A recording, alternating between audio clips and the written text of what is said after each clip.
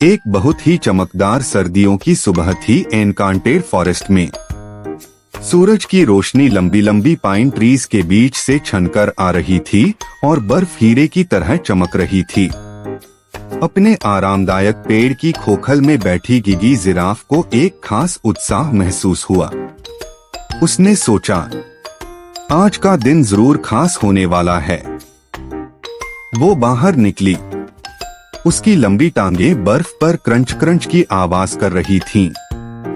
Gigi ने गहरी सांस ली और कहा, आज मैं इस जंगल का सबसे बड़ा स्नोमैन बनाऊंगी।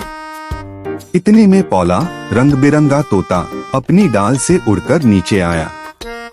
गुड मॉर्निंग गिगी, तुम्हारे चेहरे से लग रहा है कि तुम्हारे दिमाग में कोई आइडिया है। गिगी मुस्कुराई।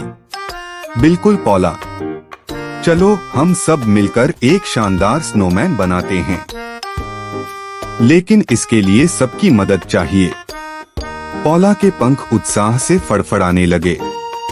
मुझ पर छोड़ दो, मैं सबको बुला लाती हूँ। वो जोर जोर से चीखता हुआ उड़ गया और थोड़ी देर में क्लियरिंग में गिगी के सारे दोस्त इकट्ठा हो गए। सबसे पहले आया पेपे बंदर, जो हमेशा शरारती रहता था। वो बेल से झूलता हुआ आया और एक फ्लिप मारकर धड़ाम से नीचे गिरा। ये इतना शोर कैसा है? उसने हंसते हुए पूछा। गिगी बोली, हम स्नोमैन बना रहे हैं। सिर्फ स्नोमैन नहीं, सबसे बड़ा स्नोमैन। इतने में सैमी स्लॉथ भी धीरे धीरे आया।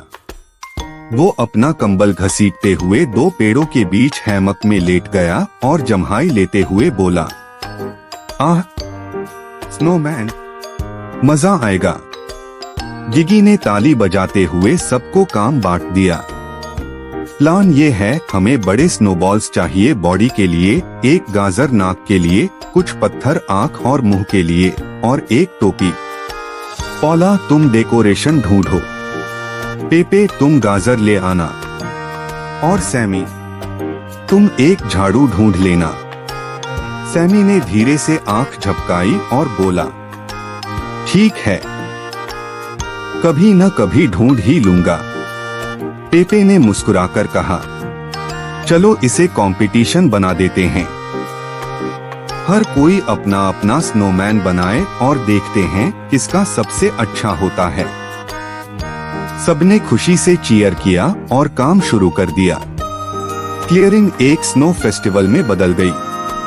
पौला चमचमाते सजावटी सामान ढूंढता गया और गाते गुनगुनाते मजा लेता रहा। सैमी ने अपनी स्टाइल में छोटा सा आरामदायक स्नोमैन बनाया और उस पर एक पुरानी ढीली ढाली टोपी लगा दी। पेपे ने पूरी स्नो फैमिली बना डाली, यहाँ तक कि एक स्नो डॉग भी। गिगी अपने मास्टरपीस पर ध्यान लगाए हुई थी। उसने बहुत बड़े बड़े स्नोबॉल्स बनाए और उन्हें एक के ऊपर एक रखकर एक विशाल स्नोमैन तैयार किया।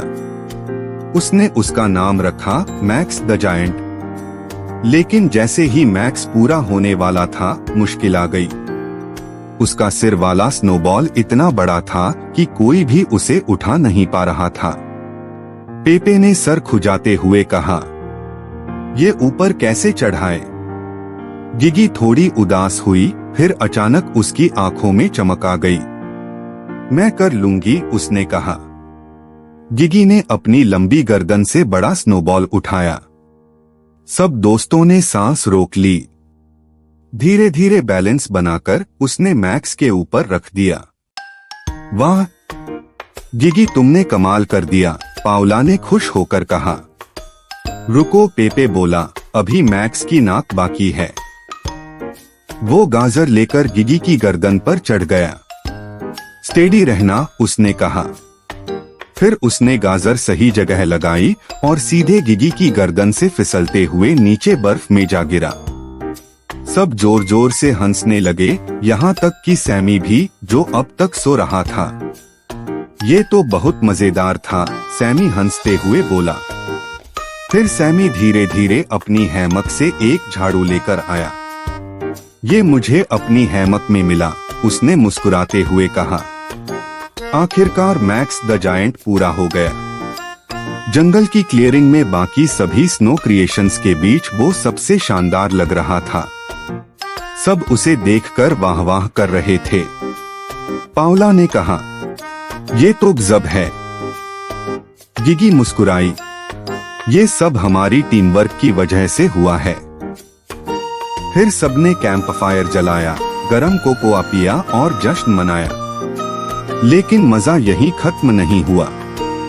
पेपे ने एक स्नोबॉल उठाई और पाउला पर फेंक दी। फिर तो पूरा जंगल एक धमाकेदार स्नोबॉल फाइट में बदल गया। हंसी की गूंज फैल गई, बर्फ उड़ती रही। रात को जब तारे निकले तो सारे स्नोमैन चांदनी में हीरो की तरह चमक रहे थे। गिगी ने अपने दोस्तों को देखा और दिल से महसूस किया, आज हमने सच में कुछ जादुई बना डाला है। और जब एन्चांटेड फॉरेस्ट रात की खामोशी में डूब गया, गिगी को पता था कि ये दिन हमेशा उसकी यादों में रहेगा।